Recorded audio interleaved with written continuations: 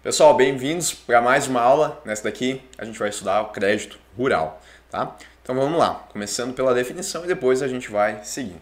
O crédito rural, ele é o suprimento de recursos financeiros por parte das instituições do Sistema Nacional de Crédito Rural. Então, suprimento de recursos financeiros, quem é que faz esse suprimento?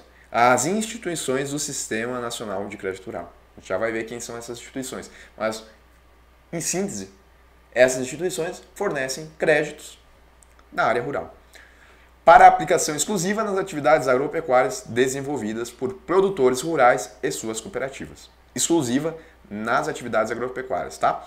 Seus principais objetivos são de quem? Do crédito rural.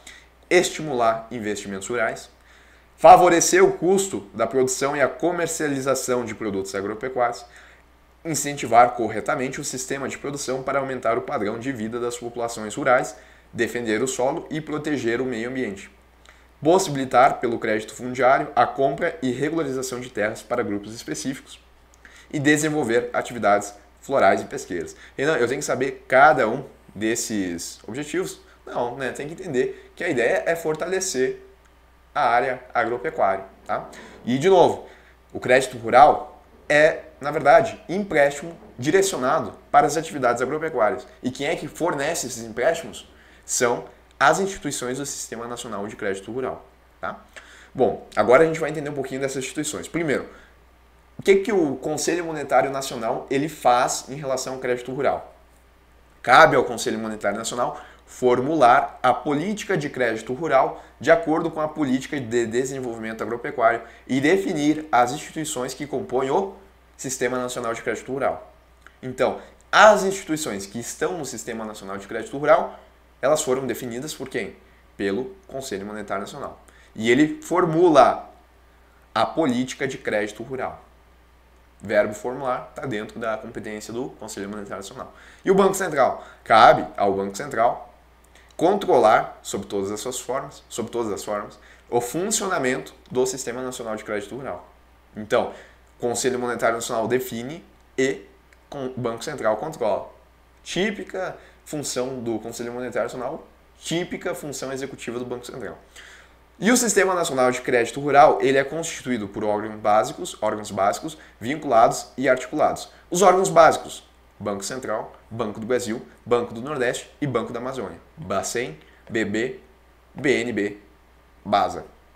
Órgãos vinculados: BNDES, instituições auxiliares, tais como bancos, Caixa Econômica Federal, agências de fomento e sociedade de crédito, financiamento e investimento, e instituições integrantes do Sistema Brasileiro de Poupança e Empréstimo. São aí os órgãos vinculados. E os órgãos articulados? As instituições oficiais de valorização regional e entidades de prestação de assistência técnica, cujos serviços as instituições financeiras venham utilizar em conjugação com crédito mediante convênio. Tá? Aonde estão as instituições que vão, na prática, emprestar dinheiro? Estão aqui, nos órgãos vinculados, tá? Nas instituições auxiliares. Bom, quem que é o público-alvo do crédito rural? É o produtor rural, seja ele pessoa física ou pessoa jurídica, e a cooperativa de produtores rurais. Esses são os principais, tá? São os que mais aparecem em prova. Mas tem outros beneficiários também. Vamos lá. Beneficiadores e agroindústrias, se comprovada a compra da matéria-prima diretamente de produtores ou de suas cooperativas. Cerealistas, que façam atividades de limpeza, padronização, armazenamento e comercialização de produtos agrícolas.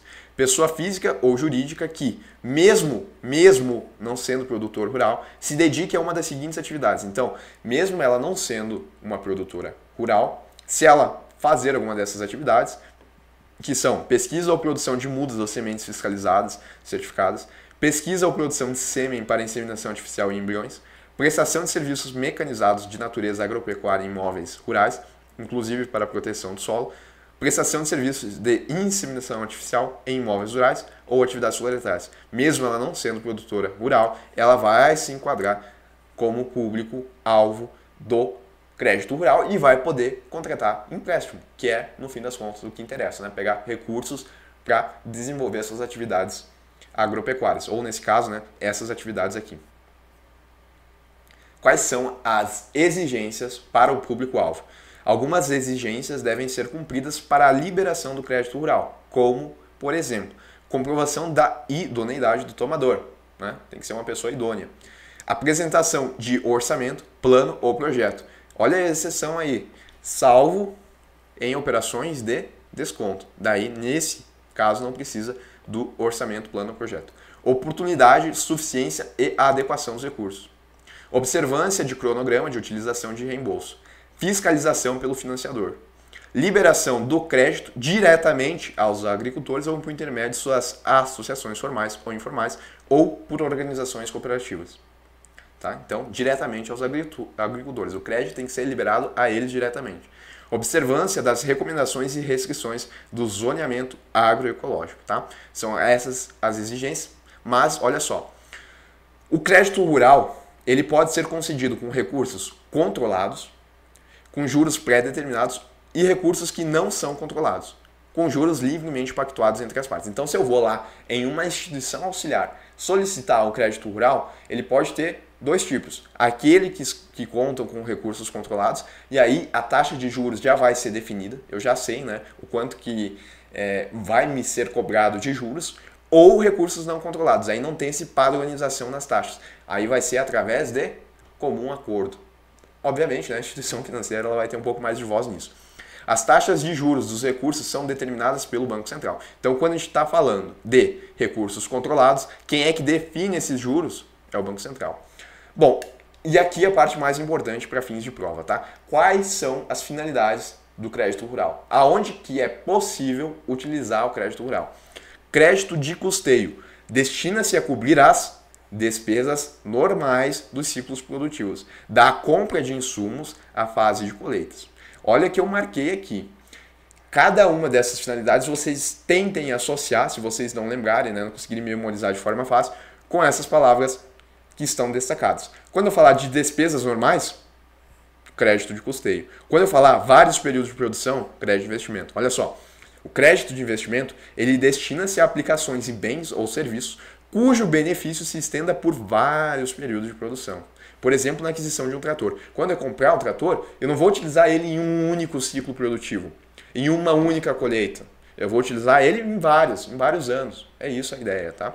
Crédito de comercialização destina-se a viabilizar ao produtor rural ou às cooperativas os recursos necessários à comercialização de seus produtos no mercado. Comercialização. Crédito de industrialização destina-se à industrialização de produtos agropecuários. Industrialização, né? Transformação da matéria-prima, quando efetuados por cooperativas ou pelo produtor na sua propriedade rural. Quais são as fontes da onde o crédito rural ele tira os seus recursos? E essas fontes são depósito à vista, depósito de poupança rural. Olha só, as instituições financeiras elas fazem a captação e fazem as operações ativas. As captações, quando acontecerem por depósito à vista, depósito de poupança rural, emissões de letra do crédito do agronegócio, essas aqui, né, das instituições financeiras, e além dos recursos próprios, elas também podem ser direcionadas para crédito rural, né? É daí que vem a fonte para que a instituição financeira ela consiga oferecer esse tipo de crédito. Mas também, tá, vem de fontes fiscais, como do BNDES e de fundos constitucionais. Agora a gente vai falar um pouquinho sobre o Proagro, tá? Que está dentro aí dessa ideia de crédito rural. O Proagro é o Programa de Garantia da Atividade Agropecuária. Garantia. É um programa do governo federal que garante o pagamento de financiamentos rurais quando a lavoura sofrer danos provocados por eventos climáticos adversos ou causados por doenças e pragas sem controle. Então, olha só, a pessoa foi lá, plantou, né, fez a plantação lá da muda dela, que seja, e, para isso, ela solicitou um empréstimo, ela conseguiu recursos financeiros que permitiram ela fazer essa plantação, né? Lembre, recursos que a gente vai ver aqui, a gente está falando de custeio daí, que são as despesas normais do ciclo produtivo. Se acontecer, por exemplo, uma geada que destruiu toda essa plantação dessa produtora rural, o Proagro ele vai servir como se fosse um seguro, porque ele vai garantir o pagamento de financiamentos rurais quando a lavoura sofrer danos provocados por eventos climáticos adversos. Ou, né, se não, a geada, que eu listei como exemplo, por doenças e pragas sem controle. Ele é a principal ferramenta de seguro para o produtor rural e tem como objetivos exonerar o beneficiário do cumprimento das obrigações financeiras em operações de crédito rural de custeio, tá? Custeio. Pro agro a gente está falando do custeio.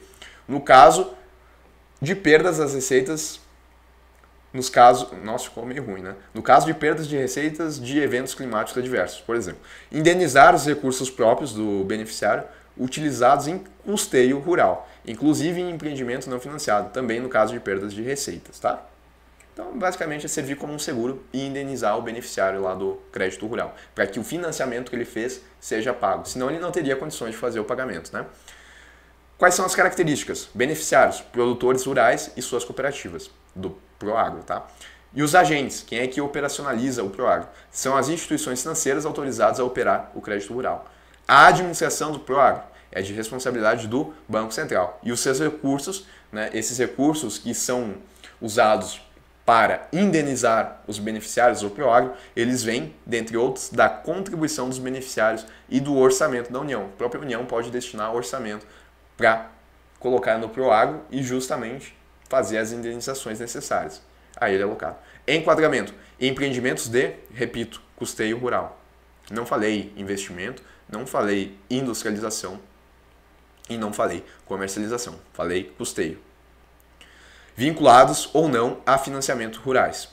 Cobertura pode atingir 100% do limite da cobertura por empreendimento enquadrado. Então, se o financiamento era, não sei, 50 mil, pode chegar até os 50 mil desde que esteja enquadrado, desde que